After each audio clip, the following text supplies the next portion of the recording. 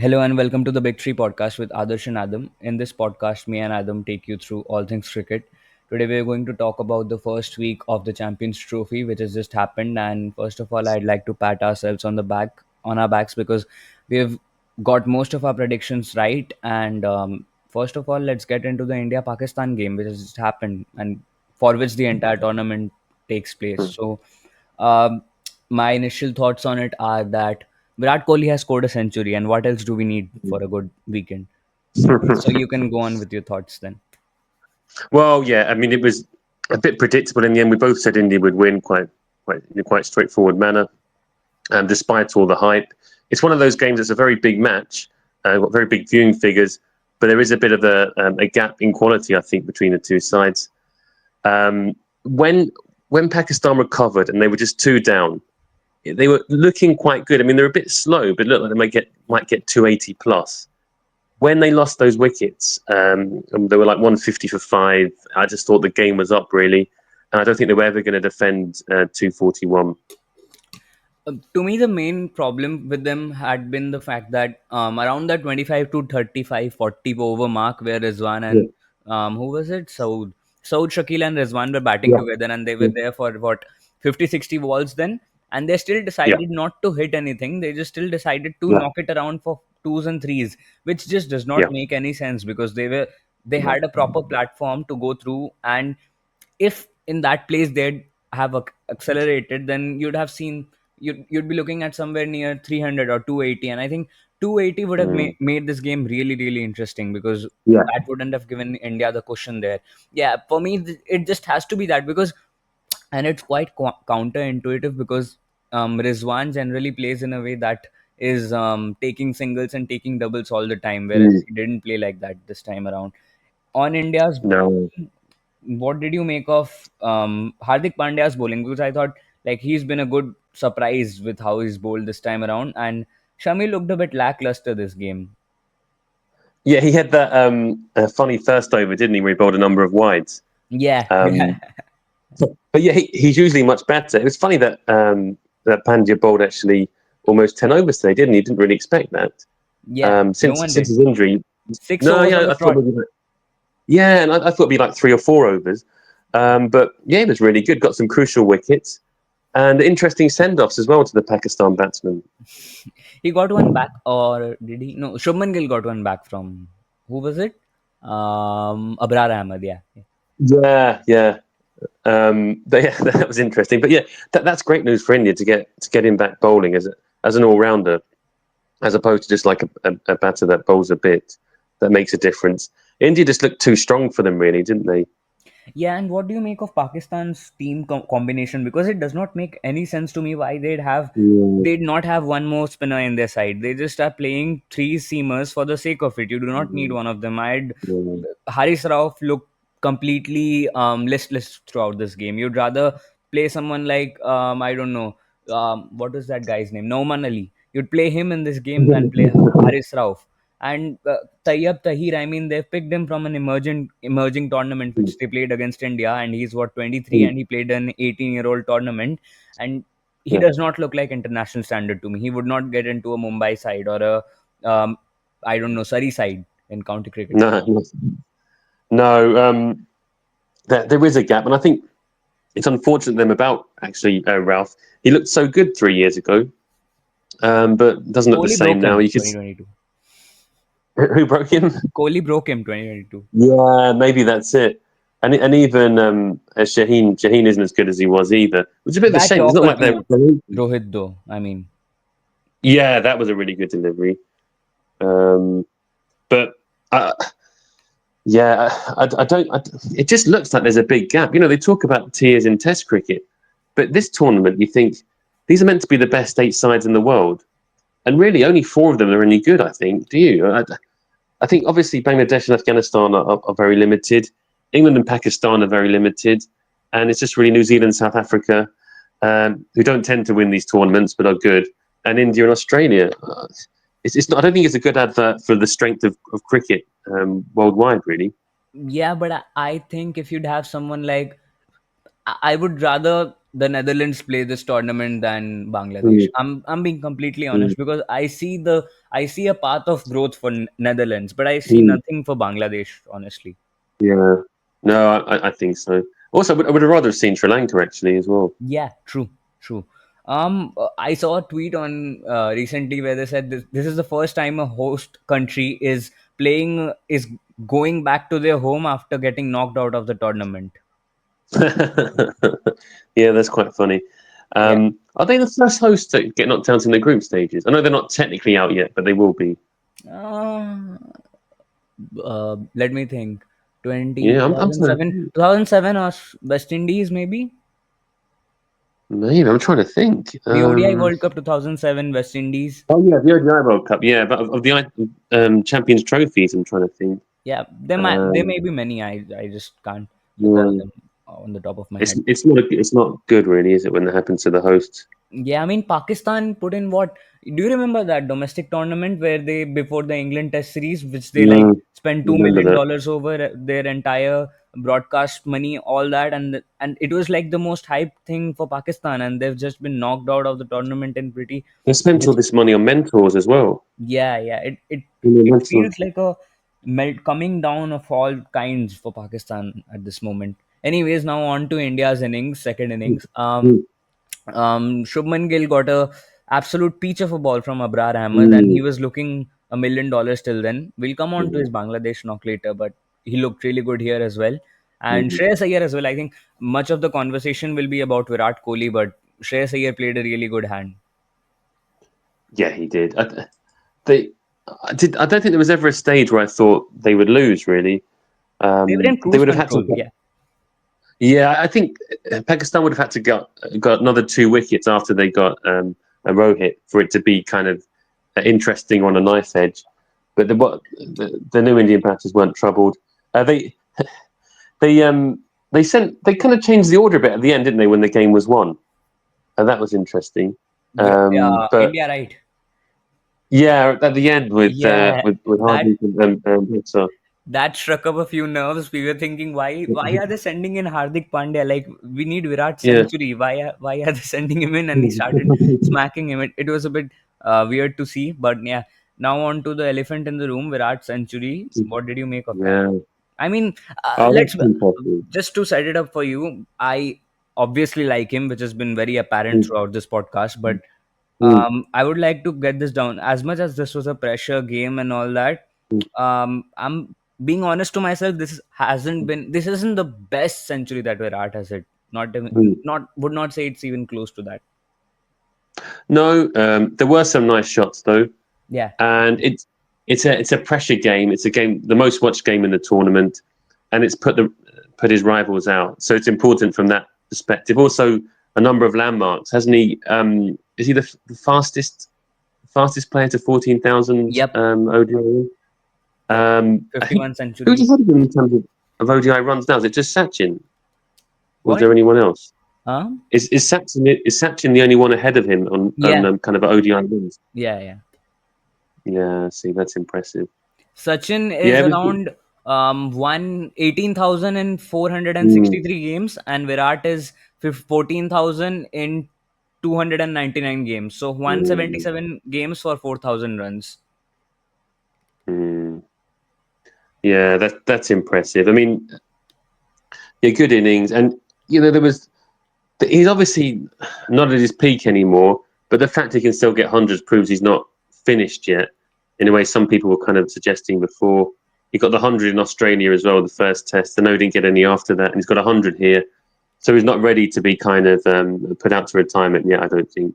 Yeah, the best thing about it for me was that yesterday he went to the nets and he practiced Mm. 3 hours before the uh, Oh, Indian wow. training session, and he practiced for 5 hours from what I know. And like that is something which one of the other teams in this tournament could implement in how they go about their work. Yeah, But that's but true. we'll come on to that later, I guess.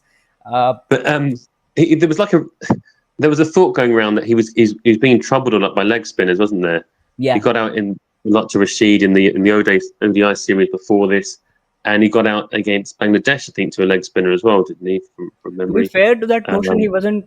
really facing Warren and Murli in this game, it was Abrar Ahmed and Salman Agha. Yeah, I mean, yeah, but yeah, yeah, credit to him. He employed the sweep and all that, and really an emphatic victory for India. So um, yeah, let's go on to the game after that, which was before that. Sorry, yeah, England and Australia. We had all yeah, predicted that I had predicted that yeah, Australia is going to win. It was a depleted Australian side. yeah. For me, like Duckett played really well, but the thing which Mm, like sticks out the most has to be the fact that Butler or Livingston, both of them didn't turn up in the game. yeah. It's true. I think Butler's batting too low in the order, really. Yep, Um, he's better than that. And I was a bit surprised he didn't show flexibility.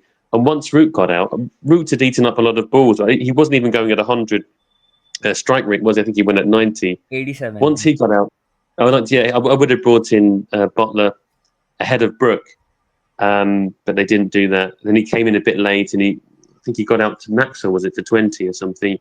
And then Archer got a few boundaries at the end. And I thought, oh, that could be enough here, but it wasn't in the end. I still think, given the fact that Australia were 130 odd for four, England should have kind of rammed home the advantage, but they didn't. That's probably because they've got a very predictable bowling lineup. But I I think mean, most teams would have wrapped that up. I think. yeah, I mean, what's the rationale behind picking someone at number three in an ICC tournament where each game is like a knockout game? Uh, Yeah, are you? It's like putting a newborn baby inside a cage with a lion and expecting him to come out. yeah. I mean, it. There's been talk about Jamie Smith being a number three in the Test side in the summer, and maybe they're kind of using an ICC tournament to test him, which is a bit. That does not make sense. No, it doesn't make sense at all. Um, um, yeah, I didn't see the logic in it. At least give him a few games going into the tournament at number three. Yep. I wonder if they changed their mind before the tournament started. If it's like a rethink, or they always intended to do it. Yeah, I just think that they try to be cool with whatever they do. They try to look like okay, Mm. the cool kids doing new things and all that. Um, I mean, is Australian cricket at a point where they just want to see how invincible they are in ICC tournaments, regardless of whatever team they dish out? It seems that way. I mean, their batting lineup was still strong, but that was a second string bowling lineup. No Hazelwood, no Cummings, no Stark, and they still won. I think that I can see them beating everyone except for India with that team still. And if they're gonna, I think they'll obviously beat Afghanistan, so they'll go through.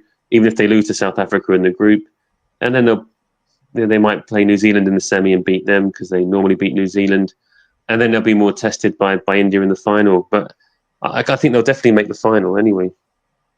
Yeah. On Australia's batting, Mm, to start off, I mean, Matthew shot scored mm, 63, and Travis mm, Head didn't score many runs, which I think a no, lot of people were surprised by. But Josh mm, Inglis's innings and Alex Carey's innings, I think those were the two, and Maxwell as well to end off. But those two were the yeah, innings which like really sealed the deal. So how did that look to you?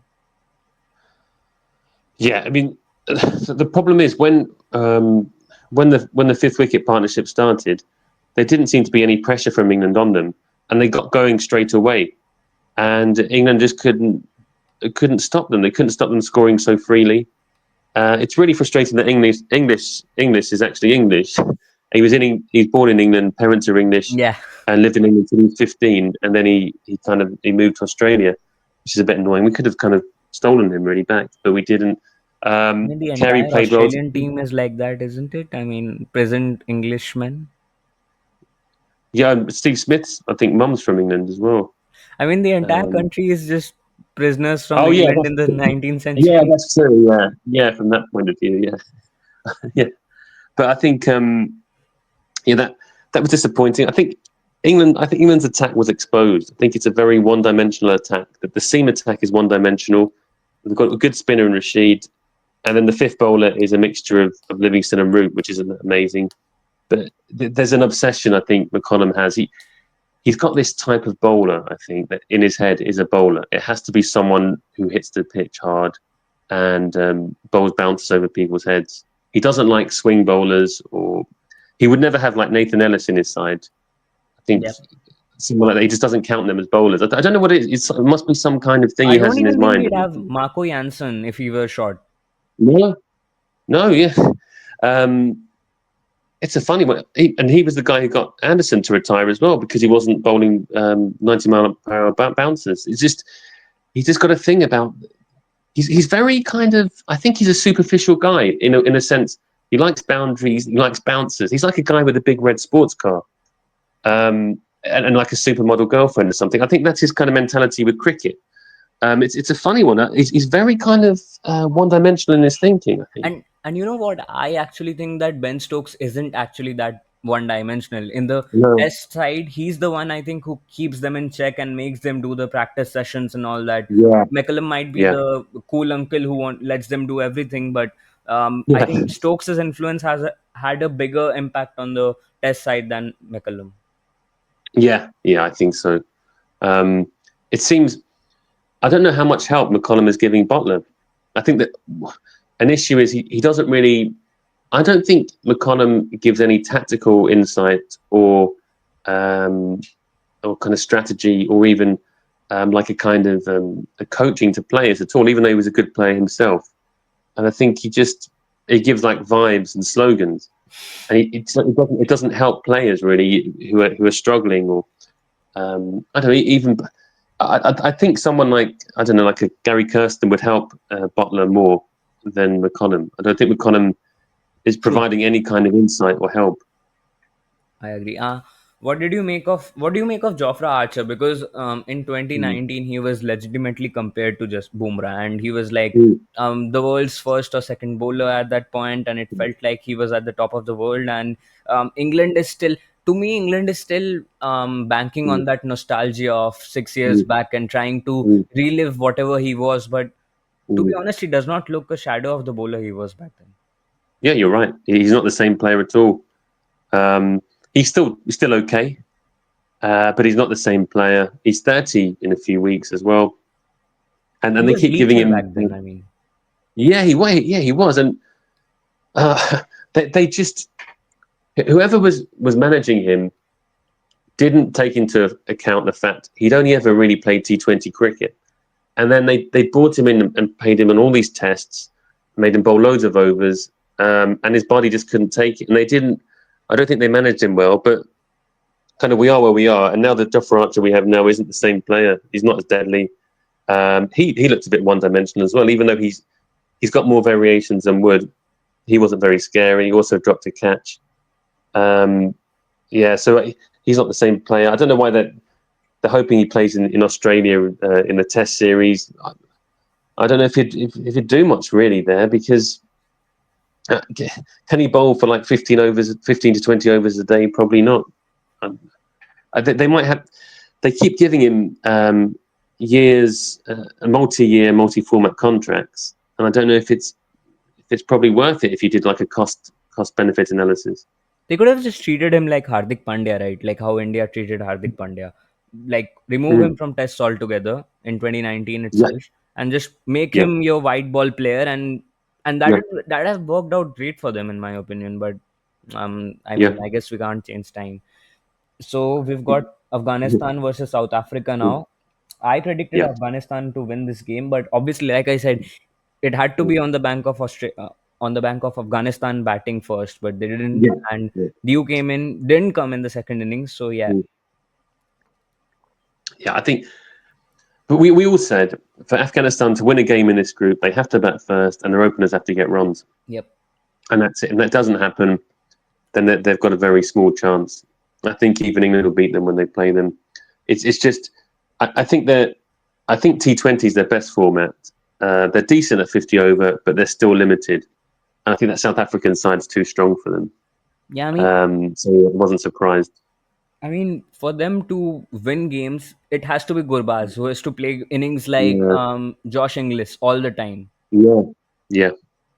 Maybe. I Because mean, once South Africa got over 300, I just never ever thought Afghanistan could chase that.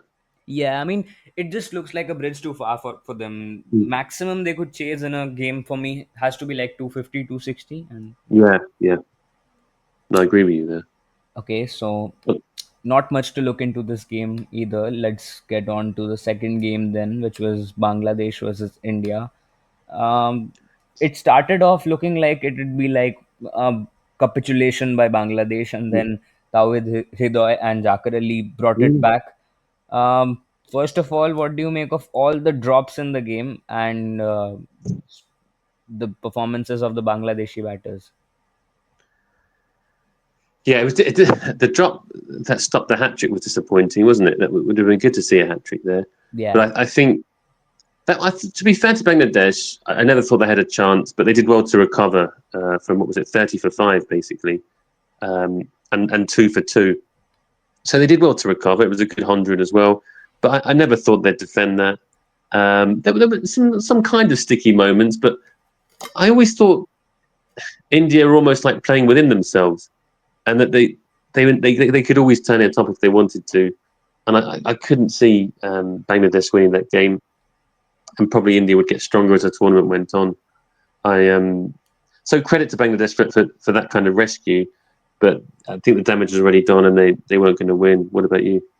yeah, same. I mean, and also Shami took 5 wickets, and Mm, like he seems to like just pick up wickets for fun in ICC tournaments, mm, and he did not look like he'd take 5 wickets, but he did. So yeah, credit to no. him there.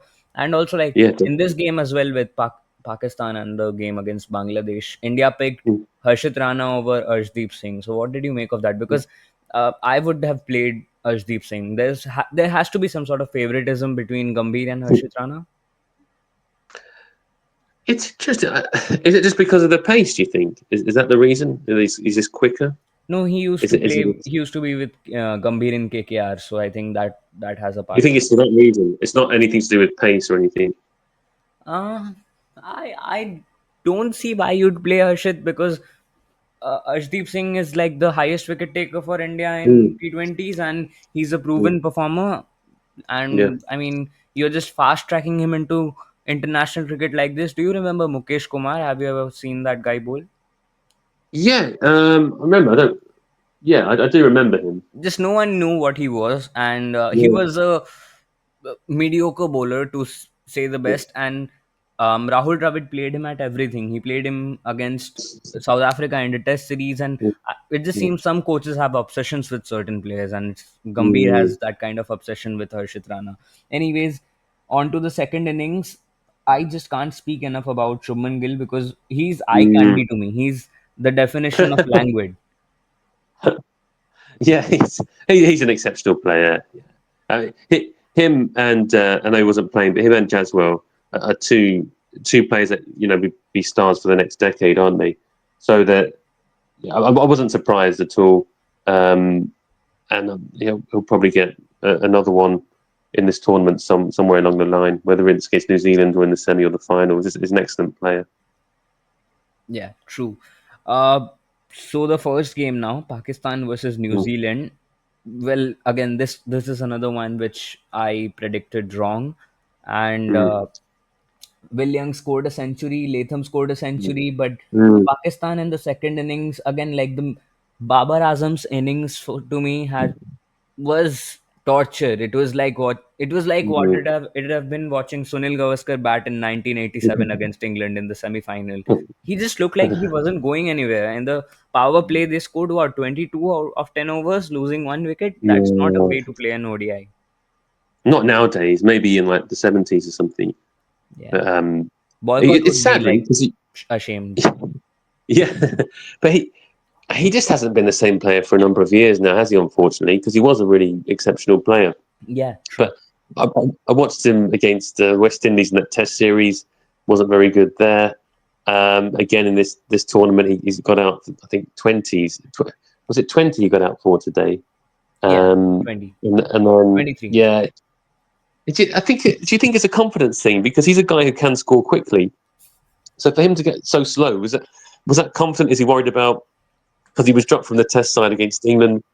He's under pressure. Did that play on his mind or something? Yeah, yeah, it does look a lot like a confidence thing. Did you see the innings he played against New Zealand in the first game? Yeah. He was playing a lot of pretty shots, a lot of shots which Yeah, looked very good on the eye, and they were just going to the fielders, and it felt like he was yeah, not trying to force the play as much as he was just yeah. trying to build his way into the innings, and that cost him a lot in that innings, from what I can see. Yeah, because it was a terrible start, and then it looked at least semi-exciting at about the 28th, 29th over, even though it was still unlikely. And then they just lost loads of wickets, and it was just a collapse, wasn't there? But yeah, it's a shame. I wonder if we'll ever rediscover that form.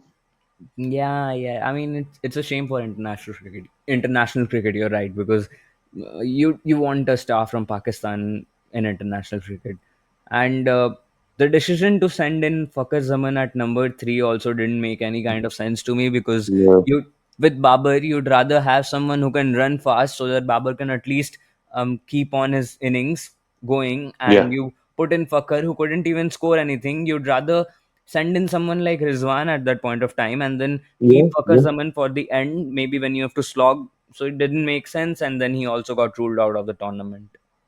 yeah. And his replacement really didn't do much today, did he? Really? Yeah, true. Salman Okay. Agha, I mean, yeah, go on. when they used to have. Remember them used to open with Barbo and Rizwan in the T20s. Yeah, Would you think they would be tempted to do that in the 50 over? they just score 15 off the power play every game, right? I mean, Yeah, that maybe. they look like they need nine other sloggers if they're going to win a game. If those two are going playing, that's the kind of players they've become. And Salman Agha to me like looked like the only one who was following the template they should have been in that game. 42 of 28. Apart from that, nothing to speak of. Speak of. And Khuzdil Shah, of course. Khuzdil Shah. Do, do you think that they've forgotten how to play one day cricket? A bit like England in a way, where there's some things that the top sides know instinctively to do that those two have kind of forgotten a bit. Is that fair, or is that going over the top? Both their fans and the team forgot the memo that it was in fact not a test match, it was a white ball Yeah, game. yeah, Yeah, I mean, it seems that way, but it's very different between England and Pakistan. I yeah, think it's just a case of the fact that if you looked at their side before the 2023 yeah, Asia Cup, or after the yeah, game they had against India in the 2023 Asia Cup, and yeah, before that, it looked like a invincible side. They were legitimately favorites, apart from India yeah, and Australia in that mm, tournament, and they've broken yeah, down since then just because of mental issues and board issues and all that. mm, With England, it's very different in the case that just they've not been prioritizing ODI cricket, mm, and unless they make their domestic ODI competition more viable and more um, engaging, they mm. cannot improve. No, and also a number of their top players who've either retired or who are past their best as well, and Yeah, not the same quality to replace them. coming of age of this side, they just need a complete revitalization if they're going to make Yeah, something out of it. yeah, I agree. And what about can you see anyone winning this apart from India, or is it is it going to definitely be India? Do you think? I don't know why I have a feeling that New Zealand may just surprise all Huh? of us. I mean, seeing them in the Yeah, first game, that catch by Glenn Phillips. I mean, yeah, we've not yeah. spoken of that. What was that even? I mean, That was that guy brilliant. should be playing rugby. Yeah, he's another guy that could have played for England as well. We've missed out on a few. Yeah, Him yeah, and O'Rourke. yeah. But yeah, he's an exceptional fielder, and he can keep as well, Do you and he think they can should have a bowl. camera on him all the time? Yeah, he would definitely be the guy you look at on player cam. But the whole team fielded well, really, didn't it, that day? Yeah, true. I mean, New Zealand have always been like an exceptional fielding side. Yeah, Phillips drops the easy catches and grabs onto like the exceptional ones. yeah, Um, yeah, so we've got a few games left. We have previewed all of them before, so I think yeah, our predictions remain the same. I would not. I yeah. will still keep Afghanistan as one of my semi-finalists, even though I said New Oh, Zealand may have a yeah, chance, but I'm not going to change it because I should not. oh, okay. You're doing the honourable thing. Yeah. Yeah, Okay. yeah. Yes. I'm still going for a repeat of the the 2023 World Cup final, but this time with India to beat Australia rather than the other way around. Okay, and one thing which we forgot in the first episode Mm. was that predicting the highest run scorers and the highest wicket takers. I mean, it'll be a bit unfair because we have a bit of a lead at this point, but still, since there have been eight centurions, I think Mm. it's pretty fair still. I will put down Virat as the highest run scorer and Shami as the highest wicket taker. Um, I might go for Gill and Shami. I agree with you about Shami. Okay, yeah, I mean, Gill is the pragmatic choice and Virat is more of an emotional choice. But okay, so we'll see you next week, probably after Afghanistan have beaten Australia. No, definitely not. Anyways, bye.